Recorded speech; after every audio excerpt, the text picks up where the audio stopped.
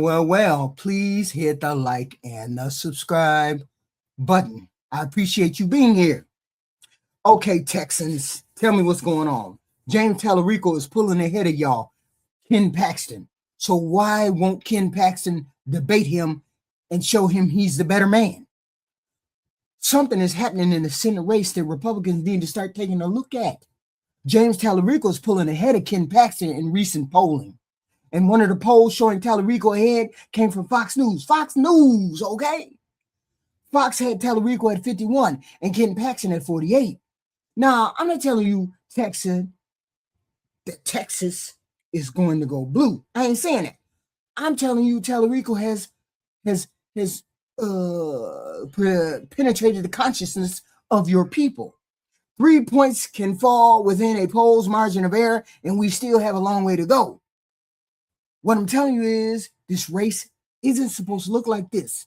This is Texas. Y'all told me Texas is going to stay red. Democrats haven't won a United States Senate race there since 1988. So when a Democrat starts showing up ahead of the Republican nominee in multiple polls, I want to know why. Everybody want to know why. And I think part of the reason is this.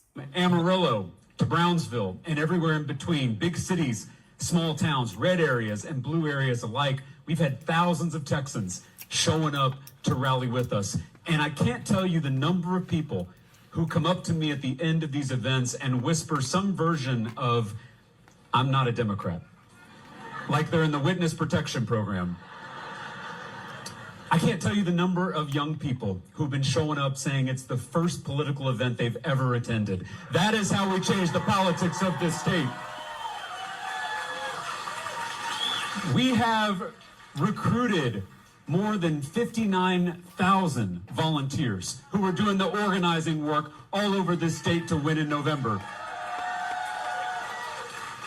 And we have shattered grassroots fundraising records, all without taking a dime from corporate PACs. This is a people-powered campaign.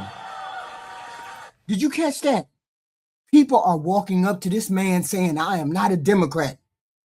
That is what Ken Paxton needs to worry about, because Tallarico don't need to turn every Republican into a Democrat. He needs Democrats to vote for him. He needs independents, he needs younger voters, and he needs enough Republicans who look at Ken Paxton and say, "I normally vote Republican and I normally would vote for Ken Paxton, but I'm not voting for his ass." That's how you make Texas competitive. And Tallarico is giving those people permission to come over without telling them they have to change their entire political party. He ain't doing that. He's basically saying, "You don't have to become a Democrat. Come vote with us this time." That's smart politics, because elections are not won by convincing people who already agrees with you to agree with you harder. They're won by expanding your coalition. And apparently Tallarico is doing enough of that to make this race uncomfortable for Republicans, which brings me to the part I really want to see. Ken Paxton debate Tallarico. Tallarico has accepted invitations for 3 televised debates. Paxton's campaign says he's going to debate. Wonderful, amazing. Pick a date. Because if Ken Paxton believes James Tallarico is too liberal for Texas, this should be easy for him. Get on that stage and show Texas that you're the man for him. If Tallarico's policies are terrible, expose them. If Paxton has the better record, defend it. But Tallarico's already out there telling Texans exactly what he thinks about Ken Paxton. Listen to this clip. I ran for office not to be served, but to serve. And then there's Ken Paxton. I have a legislative record. Ken Paxton has a criminal record. That is the difference in this campaign. Ken Paxton is the most corrupt politician in America, and he should be nowhere near the United States Senate. 3 years ago, Ken Paxton was impeached by his own party, by his fellow Republicans, for using his public office, his position of public trust, to enrich himself and his donors at the expense of the people of Texas. Ken Paxton is everything that's wrong with this broken, corrupt system. He doesn't serve us, he serves himself. Wow. Now, Ken Paxton, come to the front. You heard that man? This man, Tallarico, just stood in front of Texas and said, I have a legislative record. Ken Paxton has a criminal record. He's talking about your impeachment, Ken Paxton. He's calling you corrupt. He's making you the issue in this campaign. He's calling your ass out. So answer him, why don't you? And let me be clear about the impeachment because facts matter. Ken Paxton was impeached by the Republican-controlled Texas House in 2023. The Texas Senate later acquitted him. That's part of his record, and Paxton has every right to defend himself. So do it. That's what makes a debate useful. Tallarico makes his accusation. Paxton responds. Paxton attacks Tallarico's record.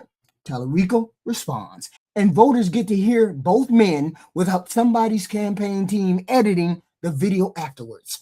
That's what I want, because you're both asking Texas to send you to the United States Senate. I should be able to watch you stand next to each other and answer questions. And here's why this is becoming a bigger problem for Paxton. If Paxton were 15 points ahead politically, I could understand him ignoring Tallarico. Why give your opponent free television? But that's not where this race is, honey. Tallarico is leading in the polls. So now every time Paxton doesn't lock in to one of these debates, Tallarico gets another opportunity to say, why won't you debate me? Why won't you come on the stage? I can't tell you Ken Paxton is personally afraid. I don't know what that man is thinking, but I can tell you Tallarico has found a very effective political attack because there's only one way to shut it down. Debate that man.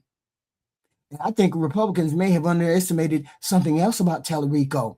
He doesn't sound like the caricature of a Texas Democrat that Republicans are accustomed to running against. He's a former public school teacher, a state legislator. He's a Presbyterian Samaritan. He talks openly about Christianity, and he talks about economic issues and language regular people understand. He isn't telling somebody struggling with groceries that they need to read a 40-page policy proposal. He's asking, can you afford your life? Groceries, gas, healthcare, housing, paychecks. Those aren't Democratic problems. Those are Republican problems. Those are everybody's problems. And Tallarico is trying to connect those problems to corruption and big money politics. You can disagree with his explanation. You can disagree with his solutions, but you understand what he's talking about. And that's why I want Paxton on the stage challenging him.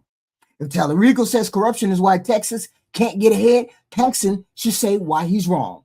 If Tallarico says corporations and billionaire donors have too much influence, Paxton should defend his own approach.